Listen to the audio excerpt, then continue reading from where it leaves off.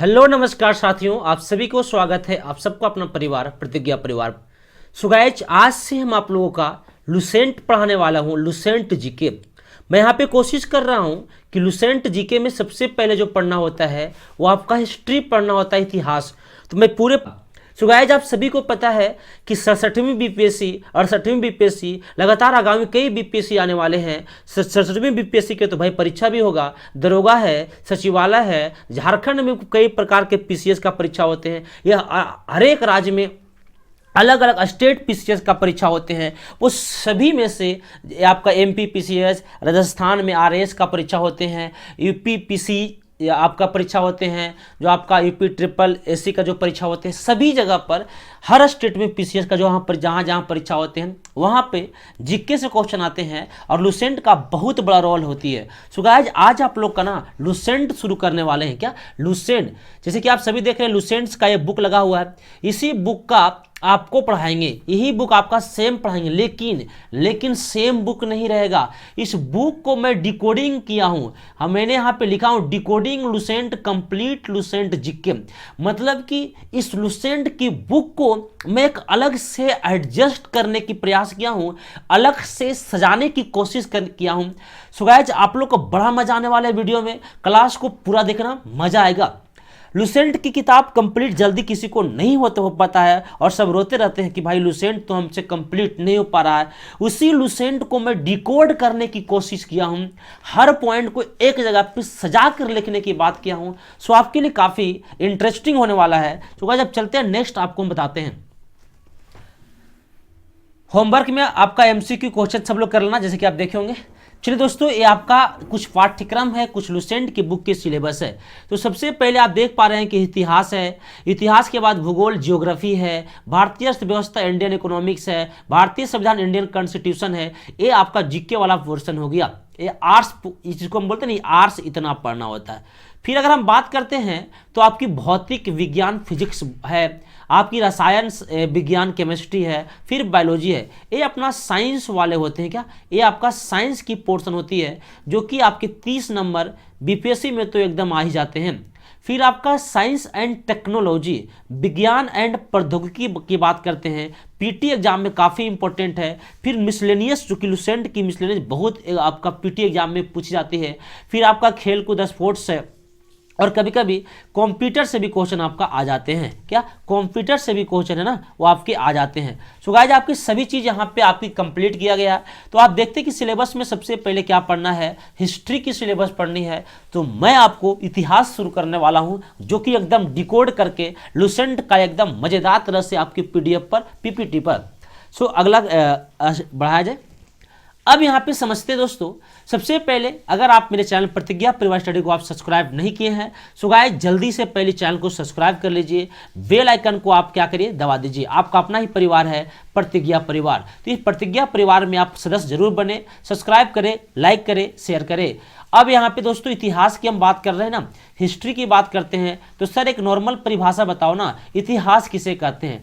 So guys, आपको इतिहास की सिंपल सी फंडा याद रखना है, इतिहास की परिभाषा याद रखना है, अतीत में होने घटने वाले घटनाओं का। अतीत कहने का मतलब ये हुआ प्राचीन। क्या प्राचीन मतलब जो पुराना घटना घटा। तो सर ये जो पुराना घटना घटेगा ना, अतीत में जो घटना घटेगा, वह घटनाओं का अध्ययन ही क्या कहलाते हैं, इतिहास कहलाते हैं। तो क्या सर सभी घटनाएं? नहीं दोस्तों, जो अतीत में कुछ महत्वपूर्ण घटनाएं घटे हैं, जिसकी उल्लेख है, जिसकी चर्चा है, उसी को घटनाओं के क्रमबद्ध अध्ययन करेंगे तो उसे हम इतिहास कहेंगे। तो सिंपल सी बात याद रखना, इतिहास का सिंपल सी परिभाषा है, अतीत में घटने वाले घटनाओं का क्रमबद्ध अध्ययन इतिहास कहलाता है। सो गाइस, इतिहास दो टाइप्स के होते हैं, जैसे कि यहाँ पे मैंने आपको बना रखा है। इतिहास जो है ना, वो दो टाइप्स के होते हैं। एक को हम बोलते हैं भारतीय इतिहास, हिस्ट्री ऑफ इंडिया बात कहते हैं, और एक आपका वर्ल्ड हिस्ट्री, यानी कि विश्व का इतिहास। सो गाइस, बीपीएससी जैसे एग्जाम में यहाँ से क्वेश्चन ना के बराबर आते हैं, बहुत कम आते हैं प्रीलिमिनरी में। तो अभी सबसे पहले हम यहाँ बात करेंगे प्राचीन इतिहास का। क्या प्राचीन इतिहास का हम सबसे पहले बात करने की कोशिश करेंगे। सो गाइस, आप सभी को पता है कि ये अपना प्राचीन इतिहास है और आपके इतिहास को 3 भागों में बांट दिया जाता है। एक को हम बोलते हैं प्राचीन इतिहास, एक को बोलते हैं मध्यकालीन इतिहास और एक को हम बोलते हैं आधुनिक इतिहास। प्राचीन इतिहास को हम एंशिएंट हिस्ट्री बोलते हैं, मध्यकालीन को मेडिवल हिस्ट्री बोलते हैं और आधुनिक को भाई मॉडर्न हिस्ट्री की बात करेंगे। तो गाइस, यहाँ पे सबसे पहले एक फंडा समझना है कि सर ये बीसी क्या होते हैं और अपना एडी क्या होते हैं। क्या बीसी और एडी का फंडा समझना है। तो सबसे पहले दोस्तों एक आपको जीरो मान लेते हैं। जीरो ईस्वी जो माने, इसके बाद जो भी घटना होते हैं उसे एडी बोलते हैं। या जीरो में क्या हुआ था सर, तो जीरो में ना ऐसा इतिहासकारों ने माना है कि यहाँ पे ईसा मसीह का जन्म हुआ था। यहाँ पे ईसा मसीह का जन्म हुआ था। इसके बाद जो भी घटना घटेगा उसे एडी बोलेंगे और इससे पहले जो भी घटना घटेगा उसे बीसी कहा जाता है। बिफोर क्राइस्ट बोलते हैं, एमिनोडोस्टिक इसको बोला जाता है। इसको शॉर्ट में हम लोग हिंदी में ईसवी कहते हैं। क्या कहते हैं? ईसवी। और इसको कहा जाता है ईसा पूर्व। क्या दोस्तों? ईसा पूर्व कहा जाता है। अब यहाँ पे मान लेते कि अभी 2022 चल रही है, तो याद रखना है कि 2022 का मतलब क्या हुआ, तो मतलब इतना होगा कि ईसा मसीह के जन्म के 2022 साल हो चुका है। अगर हम लिखें यहाँ पे कि 468 बीसी, क्या लिखे? 468 बीसी को घटना हुआ, तो इसका सिंपल मतलब ये हुआ कि कोई घटना ईसा मसीह के जन्म के 468 साल पहले हुआ है। मैंने यहाँ पे अगर लिखा कि भाई से 72 बीसी, 72 ईसा पूर्व लिखा, तो इसका मतलब ये हुआ कि आपकी कोई घटना ईसा मसीह के जन्म के 72 साल पहले का है। और अगर मैंने यहाँ 2014 में मोदी जी आए, प्रधानमंत्री 2014 में मोदी जी बने, तो इसका मतलब ये हुआ कि ईसा मसीह के जन्म के 2014 साल के बाद मोदी जी प्रधानमंत्री बने। उम्मीद करते हैं कि आप सारी बात हमें समझ लिए होंगे, आप सारी बात आपको क्या किए होंगे, समझ लिए होंगे। सो गाइज, अब हम आपको इतिहास की कुछ बातें करने वाले हैं। तो इतिहास में आपको 3 कालखंडों में है। इतिहास को हम लोग सबसे पहले प्राचीन, मध्यकालीन और आधुनिक इतिहास, उसको रेज करिए ना, वही चीज को, आधुनिक इतिहास और प्राचीन और मध्यकालीन इतिहास की हम चर्चा करते हैं। हटाइए उसको, रेज करिए। अब यहाँ पे एक क्या समझना दोस्तों कि आपका प्राचीन और मध्यकालीन इतिहास की हम बात करते हैं। सो गाइस, सबसे पहले हम समझना है इसकी डेट को लेकर, क्या डेट को लेकर समझना है कि ईस्वी का क्या क्या बन सकती है। सर, प्राचीन काल कब से शुरुआत हुआ, फिर मध्यकालीन काल कब से शुरुआत हुआ और फिर ना आधुनिक काल कब से शुरुआत हुआ। Ancient history, medieval history and modern history का जो शुरुआती डेट है, स्टार्टिंग डेट है, वो कब कब से हुआ और कैसे कैसे हुआ, सो उसको हम शुरू करने की प्रयास करते हैं। सबसे पहले डेट समझते हैं। सो गाइस, समझते हैं डेट प्राचीन इतिहास के से शुरू करते हैं। अब यहाँ पे प्राचीन इतिहास के पास आइए आप सभी लोग। और प्राचीन इतिहास है ना जो दोस्तों, वो आपकी कहता है अनिश्चित काल से शुरुआत होती है। अनिश्चित काल से लेकर 712 ईस्वी तक, 712 एडी तक, यानी किसी में आपका 0 बीसी भी आया होगा, बिल्कुल आया होगा, 0 आया होगा, उसी में एडी और ईस्वी सब इसी में खत्म हो गया होगा।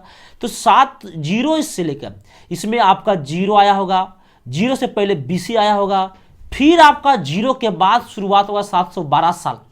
यानी कि अनिश्चित काल से लेकर, बोलो कौन सी काल से? अनिश्चित काल से लेकर 712 ईस्वी तक, 712 ईस्वी तक जो काल होंगे उसे हम प्राचीन काल के नाम से जानते हैं।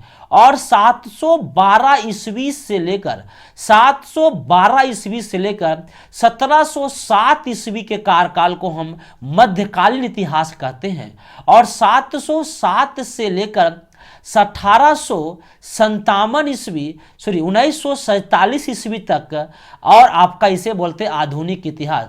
1947 से लेकर दोस्तों 1964 तक के इतिहास को कहा जाता है आपका समकालीन इतिहास। क्या? समकालीन इतिहास के नाम से जाना जाता है। समकालीन इतिहास इसको हम बोलेंगे। 1947 से 1964। एक बार डेट को और रिपीट करते हैं। प्राचीन काल कब से कब? तो भाई मेरे, तो सर प्राचीन काल ना, प्राचीन काल जो है अनिश्चित काल से लेकर, मतलब बहुत पुराने से लेकर, अनिश्चित से लेकर 712 ईस्वी तक।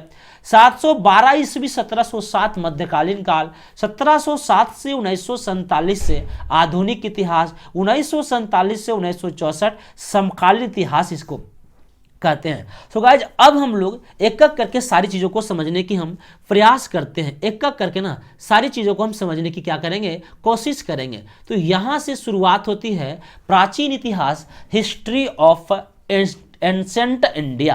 क्या प्राचीन इतिहास मतलब कि सर, तो मतलब history of ancient India. So guys ये आपको ध्यान से इसको समझने की कोशिश करते हैं। पीडीएफ के लिए आप सभी लोगों ने वीडियो को लिंक में, आपका डिस्क्रिप्शन के लिंक में अपना टेलीग्राम चैनल का लिंक देते हैं। ऐसे अपना टेलीग्राम चैनल का नाम है गुड्डू सर गया। क्या लिखना है दोस्तों, गुड्डू सर गया लिखना है, ये अपना टेलीग्राम का नाम है। सो गाइज आपकी वीडियो को डिस्क्रिप्शन में लिंक होगा, वहाँ से जाकर डायरेक्ट चल जाओ। आप सभी को अब यहाँ पे प्राचीन भारतीय इतिहास, हिस्ट्री ऑफ एंसेंट इंडिया की हम चर्चा करने वाले हैं। तो सबसे पहले इसके नामकरण क्या होते हैं, तो नोमेनक्लेचर क्या होते हैं। तो गाइस सबसे पहले ये भारत की बात होते हैं ना, तो महाकाव्य अगर हम पढ़ेंगे, पुराणों पढ़ेंगे, तो महाकाव्य और पुराणों में कहा गया है भारतवर्ष। भारत का नाम महाकाव्य में क्या कहा गया है, भारतवर्ष। और कहा गया भरत का देश। भरत क्या होते हैं, तो रामायण आप पढ़े होंगे, रामायण में राजा दशरथ के जो पुत्र हुए थे भरत, जो आपकी राम के भाई हुए थे, वो आपका भरत थे। और आपके भरत का देश यानी कंट्री ऑफ भारत, ये ऐसा कहा गया है किसी के नाम पर, जो भरत था, राजा दशरथ का पुत्र एक हुआ का भरत, उसी के नाम पर देश भारत पड़ा है। और भारत से इसे भारतवर्ष हम कह सकते हैं। कौन वर्ष बोलते हैं दोस्तों, भारतवर्ष हम बोलेंगे। मतलब सर, मतलब यह हुआ, अगर आपसे क्वेश्चन ये आवे, डायरेक्ट आपसे सवाल पूछ जाएंगे कि महाकाव्य या पुराणों में, महाकाव्य या पुराणों में आपका भारत का नाम क्या है, तो गाइस लगाना है भारतवर्ष। क्या लगाना है, भारतवर्ष, मतलब कि भारत का देश। और इसमें जो रहने वाले लोग हैं, निवासी है, उसे भारतीय कहा गया या भरत की संतान कहा गया। भारतीय या भरत की क्या कहा गया, संतान। लेकिन यूनानी, ग्रीक, आप सभी को पता है ग्रीक की बात करते हैं, तो भाई साहब यूनानी जो है ना, यूनानी की यानी ग्रीक की बात हम करते हैं, तो यहाँ पे यूनानियों यानी ग्रीक में इसका इंडिया शब्द का प्रयोग किया गया। क्या, इंडिया शब्द का प्रयोग किया गया। यहाँ पे यूनानियों में या ग्रीक में इंडिया शब्द का प्रयोग किया गया है। अब दोस्तों ये इंडिया क्या है सर, तो एक बात याद रखना दोस्तों, यहाँ पे एक समझने की कोशिश करना है, भारत का है और भारत में से एक नदी है, यहाँ पे एक नदी है, ये आपका तिब्बत वाला जगह के पास। और तिब्बत में एक झील है, वह झील का नाम है मानसरोवर झील। कौन सा झील है, मानसरोवर झील है। और यहाँ पे मानसरोवर झील से एक नदी इस प्रकार से आती है, इस नदी का नाम है सिंधु नदी। और ये नदी अरब सागर में आकर गिर जाती है। ये नदी सिंधु को इंग्लिश में इंडज कहा जाता है, सिंधु को इंग्लिश में इंडज कहते हैं। इसी इंडज को कहा गया इंडिया। तो यूनानियों या ग्रीक शब्द में भारत का नाम किसका चर्चा किया गया है, तो भारत का चर्चा किया गया है ग्रीक में यूनानियों का। किसका दोस्तों, यूनानियों का चर्चा किया गया है। अगर मुस्लिम इतिहासकार की चर्चा हम करते हैं, तो गाइज मुस्लिम इतिहासकार में इसको हिंदुस्तान कहा गया है। मुस्लिम इतिहासकार इसको क्या बोलते हैं, हिंदुस्तान। तो तीन बात याद रखना, भारतवर्ष कहाँ बोलेंगे, तो गाइज याद रखना भारतवर्ष जो आपका महाकाव्य में बोलेंगे सर, महाकाव्य में बोलेंगे, पुराणों में बोलेंगे। इंडिया की बात करते हैं तो इंडिया सर ग्रीक भाषा है। और अगर हम हिंदुस्तान की बात करते हैं तो मुस्लिम इतिहासकार ने इसे हिंदुस्तान कहा। अब यहाँ पे इस प्राचीन काल की जानकारी हमें कहाँ से मिलती है, तो ये प्राचीन काल की जो जानकारी है वो हमें कुछ धार्मिक और ऐतिहासिक ग्रंथों से मिलते हैं। धार्मिक और ऐतिहासिक ग्रंथों से मिलते हैं, रिलीजियस एंड हिस्टोरिकल स्क्रिप्ट से मिलेंगे। अब इसके कुछ सोर्सेज है, उस सोर्सेज से भी क्वेश्चन आपसे बहुत एग्जाम में आते हैं, कुछ उनके स्रोत है। अब यहाँ पे हूबहू आपके ना हूबहू लुसेंट में सारी बात आपको देखने को मिलेगा। तो क्या इसका सोर्सेज है सर, क्या इसका सोर्सेज है, तो सबसे पहले इसमें आपके कुछ धर्म ग्रंथ की चर्चा किया गया है। बोलो कौन से ग्रंथ की चर्चा किया गया दोस्तों, तो इसमें सबसे पहले धर्म ग्रंथ, रिलीजियस स्क्रिप्ट की चर्चा किया गया है। ये धर्म ग्रंथ में क्या क्या होगा, तो आप सभी को पता है बौद्ध धर्म, जैन धर्म इत्यादि होंगे, शैव धर्म, ऋग्वेद, यजुर्वेद, ये सब आपका कुछ बौद्ध धर्म ग्रंथ में है।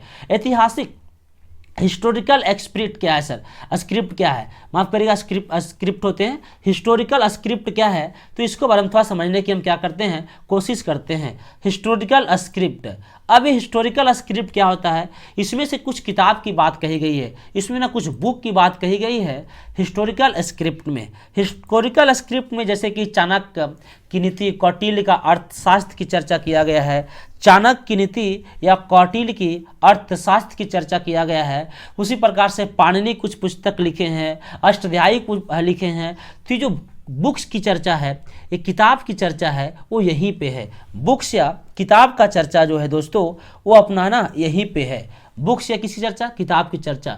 तो ये आपका चाणक्य, ये जो आपके चाणक्य पंडित हुए, काफ़ी पॉपुलर हुए चाणक्य पंडित, बाद में यही मौर्य वंश का स्थापना करेंगे चंद्रगुप्त मौर्य को। आपको पंडित जी को नमस्कार। राम भाई देखें टीका लगाए हुए हैं, बहुत बढ़िया बहुत बढ़िया। सो गाइज अब यहाँ पे क्या समझना, ऐतिहासिक ग्रंथ आपको समझ में आ गया होगा, हिस्टोरिकल स्क्रिप्ट आपको समझ में आया होगा कि इसमें हमें क्या क्या पढ़ना है। तो हमें इसमें बुक्स के बारे में पढ़ना है, हमें ना इसमें किताब के बारे में पढ़नी है। पाणिनि की किताब पढ़ेंगे, ग्रंथ पढ़ेंगे, कई बुक्स पढ़ेंगे। उसके बाद विदेशियों का विवरण का चर्चा है, विदेशियों का विवरण का चर्चा यहाँ पे किया गया है। किसका चर्चा गाइज, विदेशियों का विवरण, रिकॉर्ड्स ऑफ फॉरेनर्स की चर्चा यहाँ पे किया गया है। तो अब हम समझते हैं विदेशियों का विवरण की चर्चा में कि विदेशियों का विवरण मतलब कुछ बाहर से लोग आए, कुछ बाहर से लोग आए और उस यहाँ पे कुछ पुस्तक वगैरह लिखें। सो गाइज अब देखिए विदेशियों का विवरण के बारे में, ए रिकॉर्ड्स ऑफ फॉरेनर्स मतलब कि कुछ विदेशी हमारे यहाँ आए और जब कुछ विदेशी जो है हमारे के यहाँ आए तो यह भी कुछ बातें बताएं, यह भी कुछ बुक्स वगैरह लिखें, यह भी कुछ किताब वगैरह लिखें। तो ये आपका कुछ विदेशी जो है यहाँ पे आने के बाद बुक्स लिखे, किताब लिखे और इनकी विवरण से भी हमें इनकी जानकारी हमें मिलती है। तो इसे हम लोग बोलते हैं ना विदेशियों का विवरण। क्या बोलते हैं जी, विदेशियों का सर विवरण कहते हैं, विदेशियों का एक विवरण हुआ। जैसे कि विदेशियों का विवरण में क्या क्या है सर, एक रफली आइडिया, जैसे कि आपका हर्षवर्धन के समय में ह्वेन सांग आए थे, वो भी कुछ पुस्तक लिखे थे। अगला है पुरातत्व संबंधी साक्ष्य, आर्कोलॉजिकल एविडेंस, पुरातत्व संबंधी साक्ष्य में अशोक का कुछ शिलालेख का चर्चा करेंगे। ये पत्थर है, किस प्रकार से पुष्प में पहले था, क्या पहाड़ी था, क्या शिलालेख है, क्या अभिलेख है, इस प्रकार से क्या फिर तलवार था, ये चीज़ों का जो अध्ययन हम लोग करेंगे। कुछ सिक्का यहाँ पे पढ़ने को मिलेगा। तो ये आपका क्या है, तो ये आपका पुरातत्व है, आर्कोलॉजिकल एविडेंस है, पुरातत्व संबंधी साक्ष्य का। तो आप देखें कि स्रोत अपना कितना हो गया, तो 4 स्रोत हो गया सर। सबसे पहला अपना धर्म ग्रंथ हो गया, सबसे पहला कौन ग्रंथ, धर्म ग्रंथ हुआ। दूसरा में आपका ऐतिहासिक ग्रंथ, तो पहला आप देख लिए धर्म ग्रंथ, दूसरा देख लिए आपको ऐतिहासिक ग्रंथ, विदेशियों का विवरण और चौथा देख लिए पुरातत्व संबंधी साक्ष्य। तो नेक्स्ट हम आगे आपको बढ़ते हैं, चित्र वगैरह आप देख ही लिए रहे होंगे। अब यहाँ पे धार्मिक और ऐतिहासिक ग्रंथ के बारे में हम पहले समझते हैं कि धार्मिक और ऐतिहासिक ग्रंथ क्या है।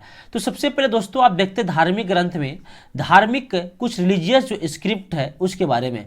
धार्मिक ग्रंथ में आपको रिलीजियस स्क्रिप्ट के बारे में हम कुछ समझने की हम कोशिश करते हैं। किसके बारे में दोस्तों, धार्मिक ग्रंथ के बारे में। सो धार्मिक ग्रंथ या रिलीजियस स्क्रिप्ट के बारे में हम कुछ बात समझेंगे। फिर आपका ऐतिहासिक ग्रंथ, कौन से ग्रंथ है आपका, ऐतिहासिक ग्रंथ के बारे में हम समझेंगे। अब यहाँ पे धार्मिक ग्रंथ में हमें क्या क्या पढ़ना है, धार्मिक ग्रंथ में जो है हमें क्या क्या पढ़ना है, इस बात को हमें समझना है। तो धार्मिक ग्रंथ में आप देख पा रहे हैं जैसे कि आपका वेद की जानकारी लेना है, तो अपना वेद हो गया, फिर अपना ब्राह्मण ग्रंथ हो गया, फिर अपना पुराण हो गया, वेदांग हो गया, उपनिषद हो गया, स्मृति ग्रंथ हो गया, धर्मसूत्र हो गया, अरण्यक हो गया, जैन साहित्य हो गया, बौद्ध साहित्य हो गया, इत्यादि जो है इतनी चीज़ें जो है हमें पढ़ना है, हमें जो पढ़ना है बौद्धिक धार्मिक ग्रंथ में। अब यहाँ पे एक बात याद रखना दोस्तों, जो आपका वेद से लेकर ना, वेद से लेकर जो चर्चा हम वेद से लेकर कर रहे थे वो अपना वेद से लेकर आप देख पा रहे होंगे कि जो आपका वेद है वो अपना वेद से लेकर ये जो आपका अरण्यक तक है उसे हम लोग वैदिक साहित्य के नाम दिया गया। यहाँ से आप देख पा रहे हैं कि यहाँ से आपका यहाँ तक है उसे हम किसके नाम दिए, तो वैदिक साहित्य या वैदिक लिटरेचर के हम नाम दिए। अब ऐतिहासिक ग्रंथ की बात करते हैं तो इसमें कुछ हिस्टोरिकल स्क्रिप्ट जैसे कि अर्थशास्त्र, तो अर्थशास्त्र नामक पुस्तक कौटिल्य लिखा था, राजतरंगिणी नामक पुस्तक कल्हण लिखा था, चचनामा नामक पुस्तक जो है वो अपना अली अहमद साहब लिखे हैं। तो चचनामा कौन लिखे हैं, याद रखना दोस्तों, चचनामा जो है वो आपका अली अहमद साहब लिखे हैं। अष्टाध्यायी पाणिनि लिखे हैं। गर्गी संहिता आपका कात्यायन की चर्चा है, महाभाष्य ये अपना पतंजलि की चर्चा है। तो ये जो है ना, ये अपना हुए ऐतिहासिक ग्रंथ। कौन से ग्रंथ हुए? ऐतिहासिक ग्रंथ, जहाँ पे हिस्टोरिकल स्क्रिप्ट मिलते किताब वगैरह के माध्यम से। और ये जो हुए ना, इसे हम बोलेंगे धार्मिक ग्रंथ, रिलीजियस स्क्रिप्ट, इसमें वेद वगैरह हमें पढ़ना है। सो आगे बढ़ते दोस्तों, अब यहाँ पे क्या करना है, एक आपकी सबसे पहले शुरुआत करते हैं वेद से। जैसे कि आपका वेद को वेदा भी कहते हैं।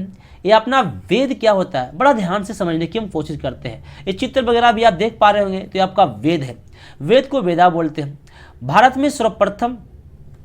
का सर्वप्रथम धर्म ग्रंथ वेद है। अगर आपसे पूछे कि भारत का सर्वप्रथम धर्म ग्रंथ का नाम बताइए, तो वेद है सर। इसका संकलनकर्ता, कैफिलेटर कौन है? तो महर्षि कृष्ण दैवयान वेद व्यास। इसका जो संकलन करता है वो महर्षि कृष्ण दैवयान वेद व्यास जी है। इनकी जो संकलन करता कौन है दोस्तों? महर्षि कृष्ण दैवयान वेद व्यास जो है, इनकी संकलन करता है। इन्होंने ही इनकी सबसे पहले स्ट्रक्चर तैयार किए थे, संकलनकर्ता तैयार किए थे। मतलब कि इसको बार बार पूछता कि वेद का संकलनकर्ता कौन है, तो याद रखना महर्षि कृष्ण दैवयान वेद व्यास। खूब क्वेश्चन आता है कि इसका संकलनकर्ता कौन है, तो महर्षि कृष्ण दैवयान वेद व्यास। वेद कितना है? 4 वेद है। आप देख पा रहे हो 4 वेद है, ऋग्वेद है, यजुर्वेद है, सामवेद, अथर्ववेद। तो यहाँ पे ना 4 वेद की चर्चा। सबसे पहले हमने क्या बात की है? ऋग्वेद की बात की है, सामवेद की बात की है, यजुर्वेद की बात की है और अथर्ववेद की बात की है। एक क्वेश्चन यहाँ से और बन सकता है, एक क्वेश्चन जो है यहाँ से और बन सकता है कि सबसे प्राचीनतम वेद का नाम बताइए। सबसे प्राचीनतम वेद, तो सबसे प्राचीनतम वेद है अपना ऋग्वेद। क्या? ऋग्वेद जो है दोस्तों, वह सबसे प्राचीनतम वेद है। तो सबसे प्राचीनतम वेद का नाम क्या है सर? तो ऋग्वेद है। सबसे पुराना वेद ऋग्वेद है। और सबसे नया वेद की बात कहा जाए तो सबसे नया वेद जो है दोस्तों, वो सबसे नया वेद है अथर्ववेद। अथर्ववेद क्या है? सबसे नया वेद है। और सबसे पुराना वेद कौन सा है? ऋग्वेद। और सबसे नया वेद कौन सा है? अथर्ववेद। आप यहाँ बुक्स वगैरह देख लीजिए, ये अपना अथर्ववेद का बुक्स है, ये अपना क्या है? अथर्ववेद का बुक्स था जो आगे बढ़ गया। और फिर आपका सामवेद है, फिर आपका यजुर्वेद है, फिर आपका ऋग्वेद है। तो सबसे पहला आप देख पा रहे होंगे ऋग्वेद है, फिर सामवेद है। तो ये अपना ऋग्वेद हुआ, सामवेद हुआ, ये अपना यजुर्वेद हुआ, ये अपना अथर्ववेद हुआ। अब समझ में तो आया। यहाँ से क्वेश्चन 2 क्वेश्चन बनेगा कि आपका भारत का सर्वप्रथम प्राचीनतम धर्म ग्रंथ कौन है, तो वेद बोलना। वेद का संकलनकर्ता कौन है? महर्षि कृष्ण दैवयान वेद व्यास है। वेद कितने होते हैं? 4 प्रकार के होते हैं, ऋग्वेद, सामवेद, यजुर्वेद, अथर्ववेद। सबसे प्राचीनतम वेद ऋग्वेद और सबसे नवीनतम वेद अथर्ववेद की चर्चा किया गया। अब हम आगे की ओर बढ़ते हैं। सो गाइस, लुसेंट का एकदम हूबहू मैंने यहाँ पे इसको डिकोडिंग किया हूँ। अब चलते हैं ऋग्वेद के बारे में। इसको हम ऋग्वेदा बोलते हैं। क्या बोलेंगे जी? तो सर इसको हम ना ऋग्वेदा बोलेंगे। कौन वेदा बोलेंगे? ऋग्वेदा। तो ये ऋग्वेद है, यानी कि इसे हम ऋग्वेदा के नाम से जाना जाता है। ऋग्वेदा के नाम से इसको क्या करते जानते हैं। तो ये आपका ऋग्वेदा हो गया। अब समझते हैं ऋग्वेद का मीनिंग क्या होता है। ऋचाओं का क्रमबद्ध संग्रह। अगर पूछे ऋग्वेद किसे कहते हैं, तो ऋचाओं का क्रमबद्ध संग्रह को ऋग्वेद कहते हैं। ऋचा क्या होता है सर? किसी चीज को मतलब कि उसमें लिखी गई बातों को एक साथ कलेक्शन करना। तो ऋचाओं के क्रमबद्ध संग्रह को ऋग्वेद कहते हैं। अब यहाँ ऋग्वेद कहते हैं। तो ऋग्वेद का मीनिंग क्या हुआ? ऋग्वेद का मतलब क्या हुआ? साफ सुथरा 1 नंबर क्वेश्चन बीपीएससी में पीसीएस में आ जाता है कि ऋचाओं के क्रमबद्ध ज्ञान को हम ऋग्वेद कहते हैं। इसमें 10 मंडल कहने का मतलब हुआ इसका चैप्टर, इसका लेसन। तो इसमें कितना चैप्टर है, कितना लेसन है, इसी को हम मंडल बोलते हैं। चैप्टर या लेसन की हम बात करते हैं। सूक्त, इसका कितना सूक्त, इसमें कितना पॉइंट दिया गया है, कितना टॉपिक दिया गया, उसको सूक्त बोलते हैं। तो 10,028 सूक्त दिया गया है। 10 मंडल, 10,28 सूक्त। और ऋचा मतलब मंत्र होते हैं। इसमें कितनी चीज़ों की चर्चा किया गया है, कितने पॉइंट समझाए गए हैं, तो याद रखना 10,462 ऋचा की चर्चा। तो कई बार एग्जाम में पूछा गया है कि ऋग्वेद में कितने मंडल होते हैं, तो गाइस 10 मंडल होते हैं। कितने सूक्त होते हैं, 1028 सूक्त होते हैं। कितना ऋचाएँ होते हैं, 10,462 ऋचाएँ होते हैं। इसमें इंद्र का चर्चा 250 बार किया गया है, मतलब इंद्र देवता का चर्चा कितना बार किया गया, कितना ऋचाओं में किया गया है, तो 250 में। अग्नि का चर्चा 200 में किया गया। खूब आता है कि इंद्र का चर्चा 250 में, अग्नि का चर्चा 200 में। और जो ऋग्वेद को पढ़ने वाले होते हैं वह ऋषि को क्या कहा जाता है, तो ऋग्वेद को पढ़ने वाले ऋषि को हॉर्त कहा जाता है। हॉर्त कहा जाता है। खूब एग्जाम में आता है कि ऋग्वेद में पढ़ने वाले ऋषि क्या कहलाते हैं। सो गाइस याद रखना है कि ऋग्वेद में पढ़ने वाले ऋषि को हॉर्त कहा जाता है, हॉर्त कहा जाता है। अब आते हैं इनकी जानकारियां कुछ है आर्यों की राजनीतिक प्रणाली से, मतलब जो हम आगे पढ़ेंगे आर्य और अनार्य के बारे में, तो आर्यों की राजनीतिक प्रणालियां के बारे में, आर्यों की राजनीतिक प्रणाली के बारे में इनकी जानकारी आपको मिलती है। तो इसकी जानकारी हम कहाँ से लिखेंगे, तो आर्यों की राजनीतिक प्रणाली के बारे में। किसके बारे में दोस्तों, आर्यों की राजनीतिक प्रणाली के बारे में इसकी जानकारी मिलती है। तो आर्यों की राजनीतिक प्रणाली, विश्वामित्र द्वारा रचित तीसरा मंडल। अगर कोई पूछे कि विश्वामित्र द्वारा रचित तीसरा मंडल के लिए विश्वामित्र द्वारा रचा गया था। अब यहाँ से कुछ पॉइंट है जो आपको वहाँ लिखा हुआ था। सूर्य देवता सावित्री को समर्पित है, सूर्य देवता सावित्री को समर्पित है, और इसका चर्चा गायत्री मंत्र का वर्णन करता है। तो सूर्य देवता सावित्री को समर्पित गायत्री मंत्र का वर्णन इसमें है। सूर्य देवता सावित्री को समर्पित गायत्री मंत्र का इसमें वर्णन किया गया है। तो गाइज अब क्या है, तो क्या क्या बोलना है, एक बार फिर से इसको रिवाइज करता हूं।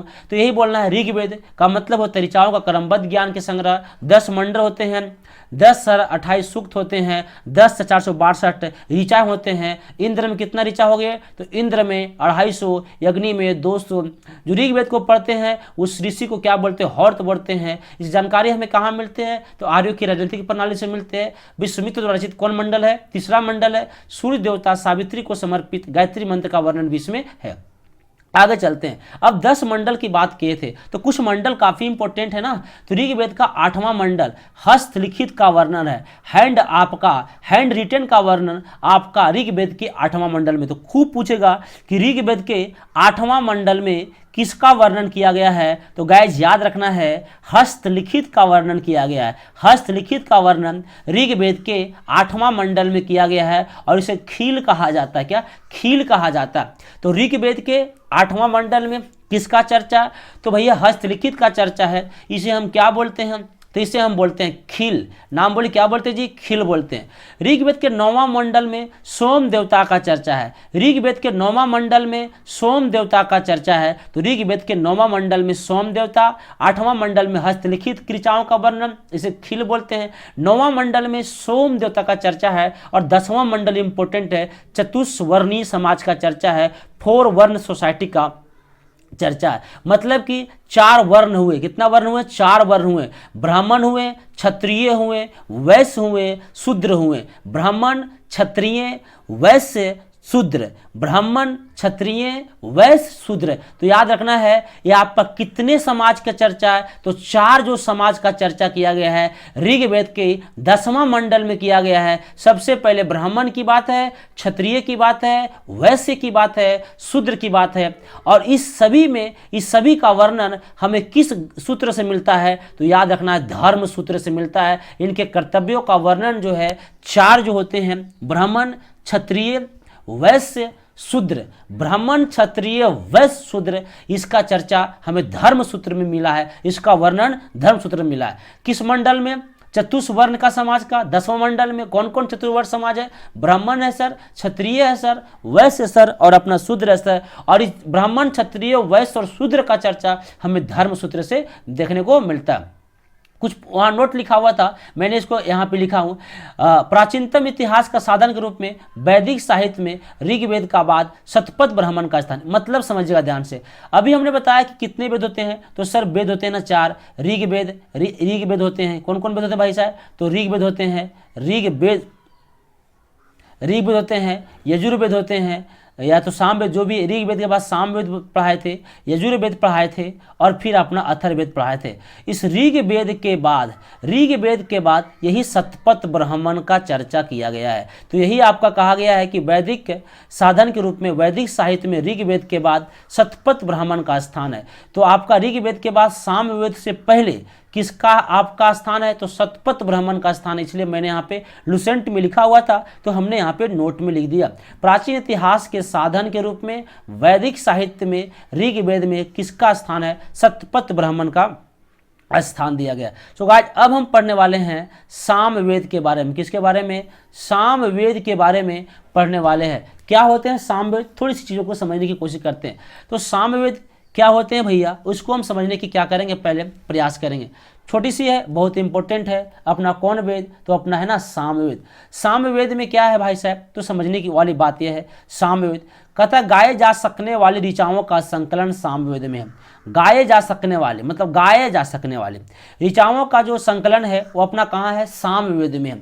मतलब कि भैया यहाँ गाना उना की चर्चा है, यहाँ पे जितना भी गीत संगीत है उस सभी को यहाँ पे संकलन किया गया है, सभी को कलेक्शन किया गया है। इसीलिए सामवेद को भारतीय संगीत का जनक कहते हैं। क्या बोलते हैं, भारतीय संगीत का जनक बोलते हैं, क्योंकि भैया इसमें गीत की बात किया गया। तो याद रखना है भारतीय संगीत का जनक, भारतीय संगीत का जनक, संगीत का जनक हम किसको बोलते हैं, तो याद रखना है भारतीय संगीत का जनक सामवेद को कहा जाएगा। भारतीय संगीत का जनक कौन सा वेद को बोलते हैं, तो दोस्तों भारतीय संगीत का जनक ना सामवेद को कहा जाता है। सामवेद को जो पाठ्य करता है, सामवेद को जो रीडर है उसे उद्दार्थ कहा जाता है। क्या बोलते हैं, उद्दार्थ कहा जाता है। यहाँ पे आपको लिखा हुआ उद्दार्थ, क्या लिखा हुआ भाई साहब, तो यहाँ पे ना सर उद्दार्थ लिखा हुआ है, उद्दार्थ, तो ये अपना उद्दार्थ लिखा हुआ है यहाँ पे, तो ये आपका इसका पाठ्यकर्ता है, इसकी जो आपकी रीडर्स है उसे उद्दार्थ कहते हैं।